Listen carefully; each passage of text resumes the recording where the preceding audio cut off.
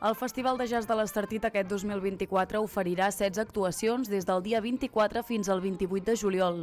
Els escenaris tornaran a ser l'Espigó de Llevant, el Passeig del Molinet i també el Terrat de la Confraria de Pescadors. A l'Espigó de Llevant hi actuaran Aura i Biel, Víctor Carrascosa Quintet i Ton Felices Quartet, tots tres el dia 24 de juliol.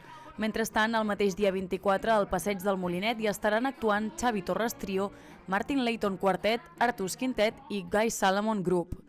Aquests 7 primers concerts que conformaran la primera jornada del festival els agafaran el relleu el dia 25 els Clarence Becker Band, que són l'únic grup que actuarà a la confraria. A partir d'aquest concert, la resta tots ho faran al Passeig del Molinet. El dia 25 hi actuaran Joan Marc Sauquer Quintet i la Kencia Benjamin. El cap de setmana l'obriran el divendres 26 l'actuació d'Elisabet Raspall i Belén Cabanes i la seguiran el grup Artemis.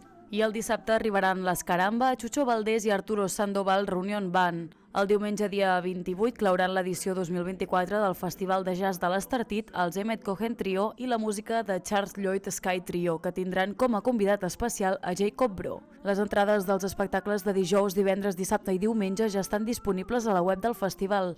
Es poden adquirir per separat o també hi ha l'opció de comprar un abonament pels 4 dies.